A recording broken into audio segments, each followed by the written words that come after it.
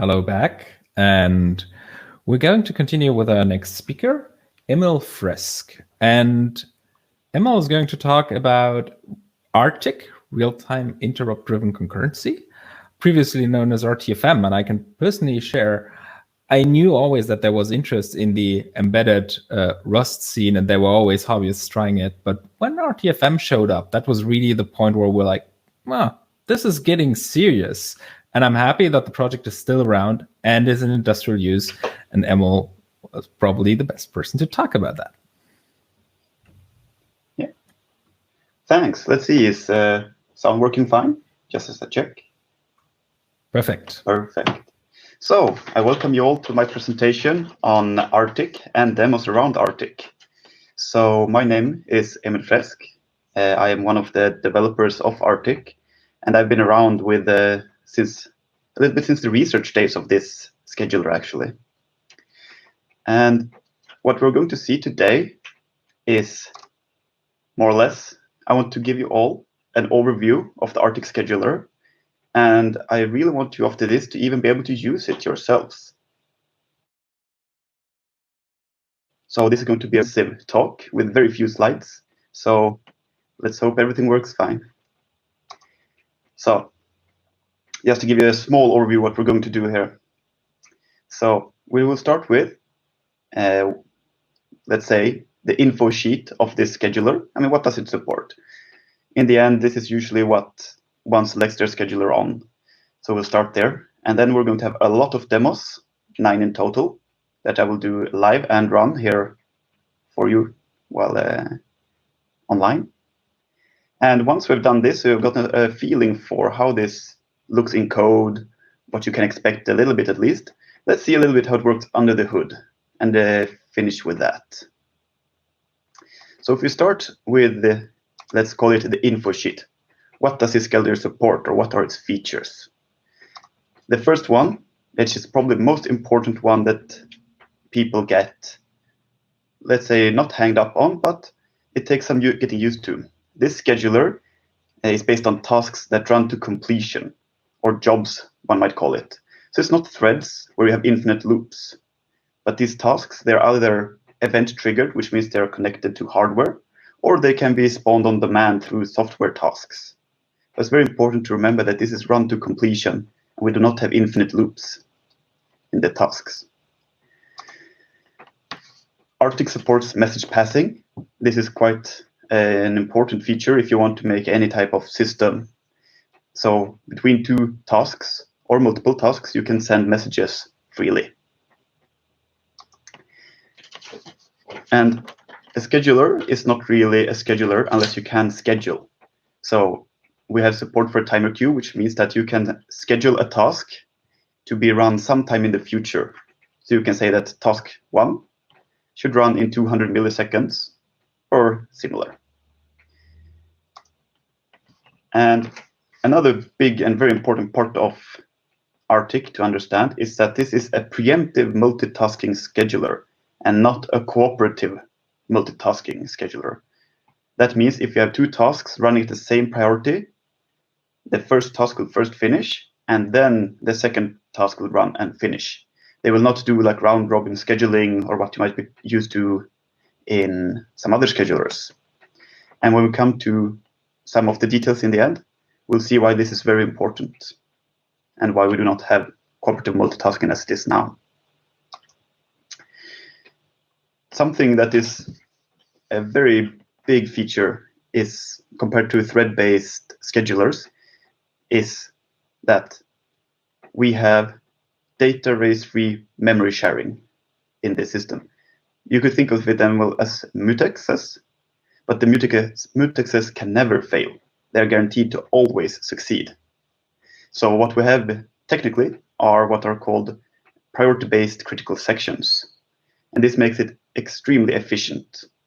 In this talk, however, I will not show the machine code that is generated from this, but taking locks and releasing locks in RTIC are a few instructions. And no waiting, nothing like that. And something that I'm very happy with this scheduler is that we have deadlock-free execution. And this is guaranteed at compile time. So you can never get, for example, two mutexes or semaphores that get locked on each other or waiting on something forever. This can never happen in this scheduler. And the thing is, since this, how we're going to see in the end is that how this does the scheduling, we have extremely low scheduling overhead because we are letting the hardware do all the scheduling for us. So in the end, there is no scheduler per se running. We're just setting up the hardware to do the scheduling for us. And this is quite an interesting detail that turns out to make it extremely fast. And the final one, which is nice, but also to have, let's say, if you have threads, usually you set up stacks for each thread in a norm which is common in schedulers. However, how RTIC is designed is that we are not setting up call stacks or stack frames for each task. They just share the same one since the hardware is doing the scheduling for us. So the hardware has control over the stack frames. So we never need to worry about stack smashing between tasks, stack overruns. The only thing you can do is use so much stack in the system that you start going over the maximum RAM or going into the data sections. And this is what I would usually call the info sheet. And if you have a look at the book, this is more or less the first page of the book. And I highly, after this, recommend actually to read the book. It's a very good reference. But we're here for demos. And with this, I'm going to switch over actually and start running demos.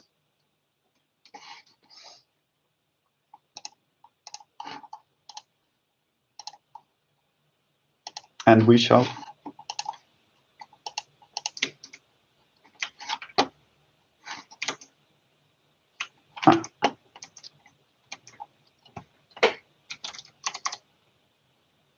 just a second. There now seems to be.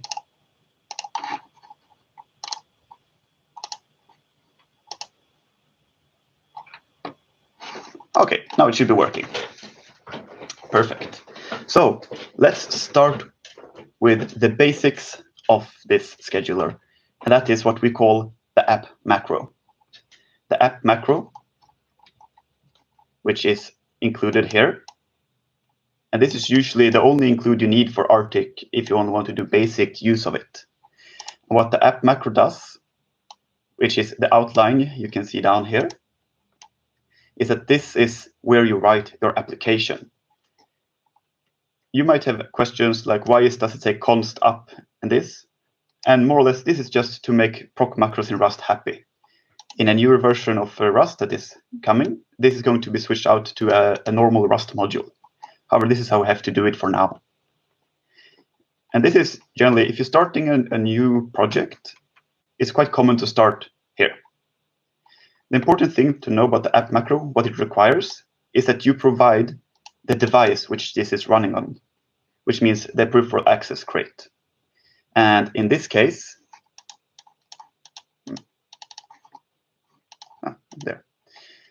we're running on an STM32. And for those who want to look in the code later, you're going to see we're running on an L4 board. So with this, there's not much of a demo, but this is the basics.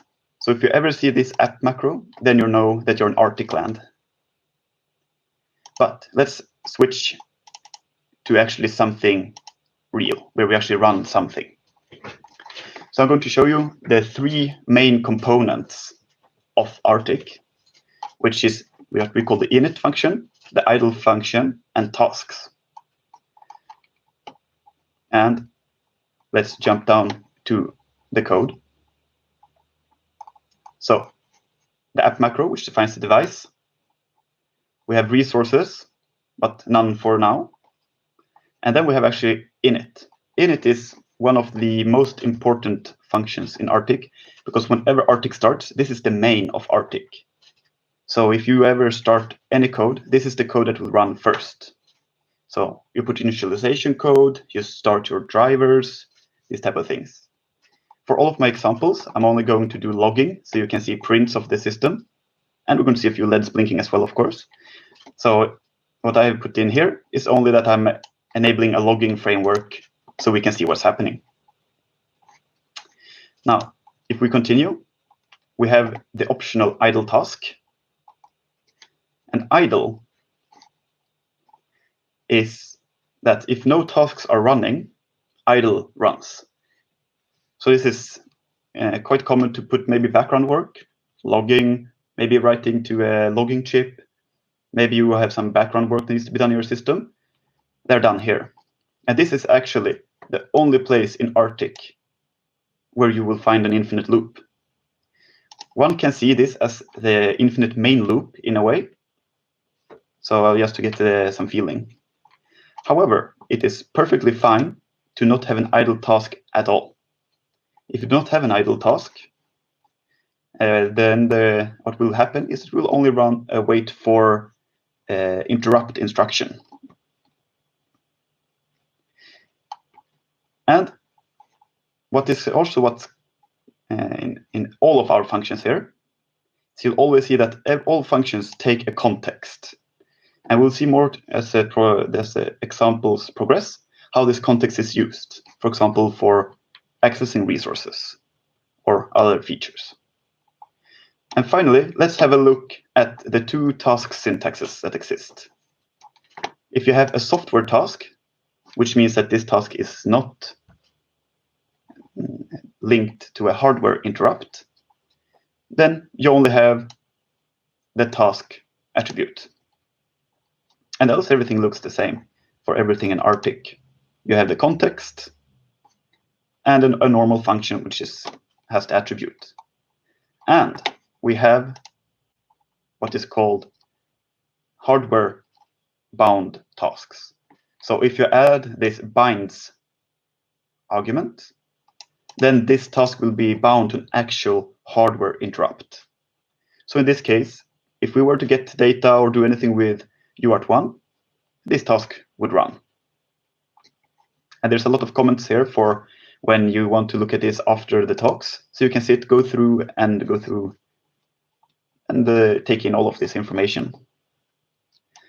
And finally, a detail which is necessary is that for software tasks to run, they still need to run in an interrupt. This is how RTIC, the core of RTIC works. So whenever you use a software task, as we have defined up here, you must give to RTIC what we call free interrupt vectors. This means interrupts that you are not using for specific hardware interrupts. So in my case, these are put in an extern C block for now, but this will probably change to something more user-friendly in the future. So in this case, since I have one software interrupt, I have put in one free interrupt here. And you only need as many free interrupts as priority levels for software tasks. And what this code in practice will do if we run it is we will get a hello from init and a hello from idle. So let's try and run this code. And this is exactly what we get.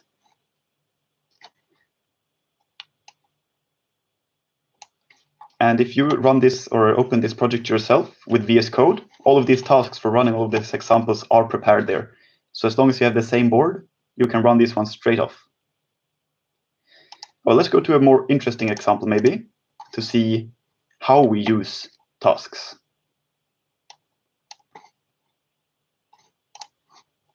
So in this case, we are going to have one task. We're calling it our hello world task. And this is a task we're going to run. And what we're going to do is we're going to run this one from main, or the init function. So in init, we're still doing logging initialization. And here's the interesting thing. In the init attribute, we can add the argument to say that this task or function is allowed to spawn software tasks or spawn tasks overall. So we've said that init is now allowed to spawn the hello world task. What this means is that we can access and spawn a task, which means that you are going to tell this task to run. However, what is interesting here is that we have hello from init at the end of init. The hello world task has hello world from task, and idle has its hello from idle. But let's see how these actually run, in which order.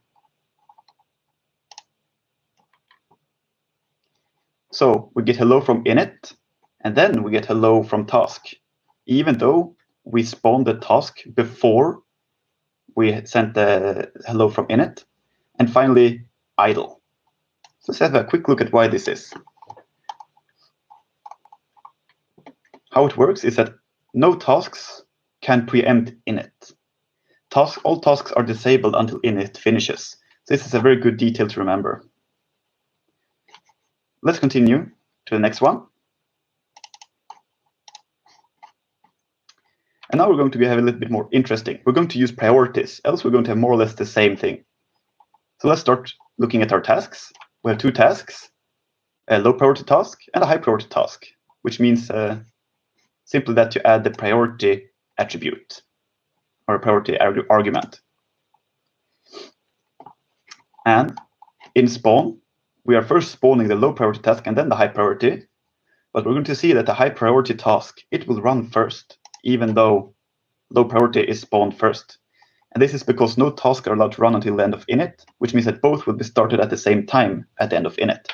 And then the high priority task will run first. So we get our hello from the init, the high priority task, and low priority task, and finally idle after all tasks have finished. And this is an example I highly recommend you to play around with if you want to try it out, to see how priorities work and how they interact. Let's continue to the next example. And this is probably one of the more important parts here. So we are going, oops, let's just do that. You didn't see that. We're going to schedule. This means we're going to run something in the future. What RTIC needs, if we're going to schedule tasks into the future, is that it needs to know what time base are we using. It needs a timer, practically.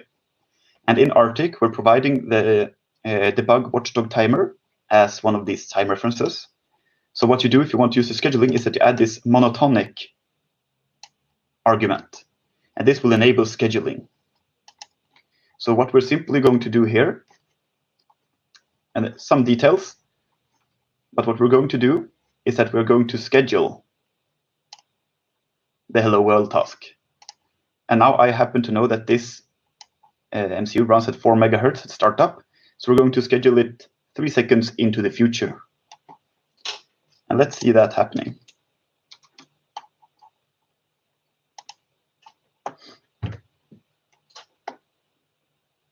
So idle, since the scheduled task had not happened. And here we got it in the future, 3 seconds into the future. And this is the basis for scheduling. What is the details? A small detail one needs to know is that you need to start the timer that you're going to use. And this can be part of a HAL. It can be part of startup code. However, here I've written it out explicitly. So for you who go through these examples, you'll see it directly. Let's jump to actually using resources. And this is something that is very important. So if we start, we're going to define our first resource. In this case, we name it value, and you just have define this as a normal structure, and it has a U32. What we see here then is that init gets this late resources added as a return. This means that after init, the return of init will be the start value of the resource structure. So we are enabling our scheduling. And in the end here, we're starting value with a value of 42. And more interesting, we have 2 priority tasks, one high priority and one low priority. So let's have a quick look at the tasks. We're going to see that the high priority tasks only increases the value. And the low priority task, it does a lot of long computations, let's say. So here we just have a poor man's delay. So this means, hopefully, that we will see a different value, as this will be preempted in the middle. Let's run this.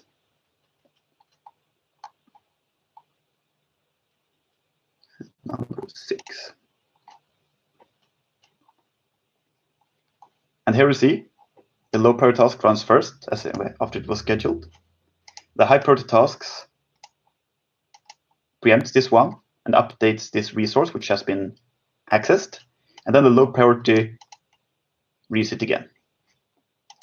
And the important thing to see here is that the low priority task, it accesses resources through this context structure, and it must lock it. However, the high priority task, it does not need a lock, as this is guaranteed to run at the highest priority that may take this resource, so it doesn't need a lock. This will, however, change in the future due to we want the resource access to be symmetric. So, but for now, in version 0.5, this is how it is. And now, let's just do a quick example of message passing. In this case, we're going to have two tasks, printer 1 and printer 2. And this is an example I recommend to sit a lot with to see how these work. And let's have a quick look at printer 1 and 2. They have arguments here. So if we look at their definitions, we see that they have now input values. And they will simply print out these values as they come. The important thing here to notice is that this new capacity argument, what this one does is that it allows printer 2 to queue up multiple messages to it, while printer 1 does not have this attribute. This means that the capacity of task 1 will be defaulted to 1, so you can only put 1 at a time. And then you see up here that if we put a value into printer 1, it will work. If you put another one in, the second will fail because its queue is full. However, printer 2 will be able to take all of these 4 values. And let's run this and see it in action.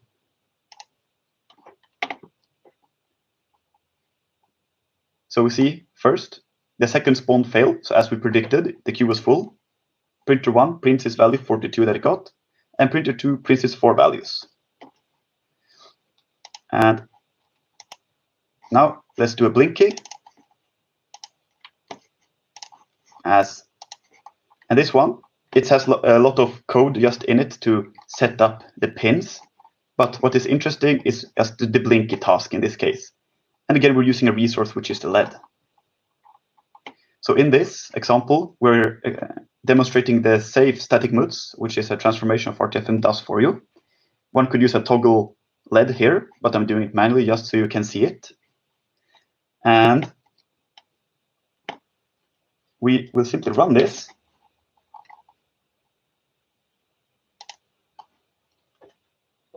And here we will see it going, but my hope is that this will show up well here.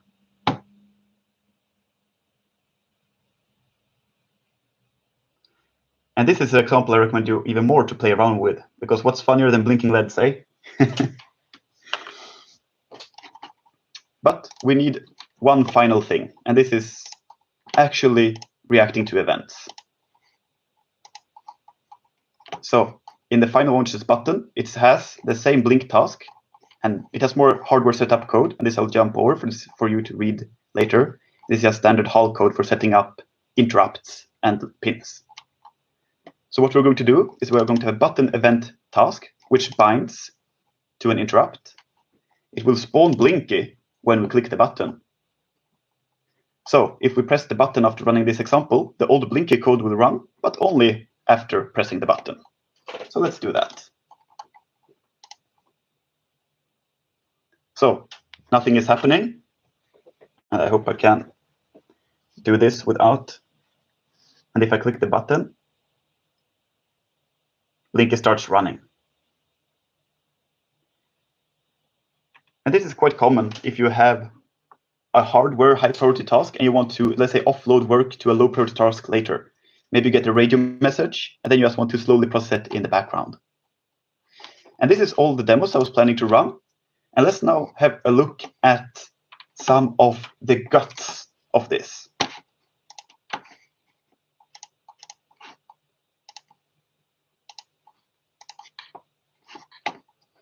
There. So,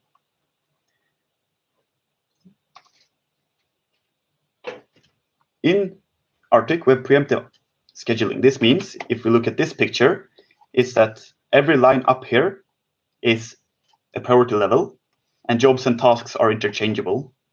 So if red dots are where we spawn tasks and straight lines are where we execute the task, we can see it as jobs of higher priority are spawned, they will run directly.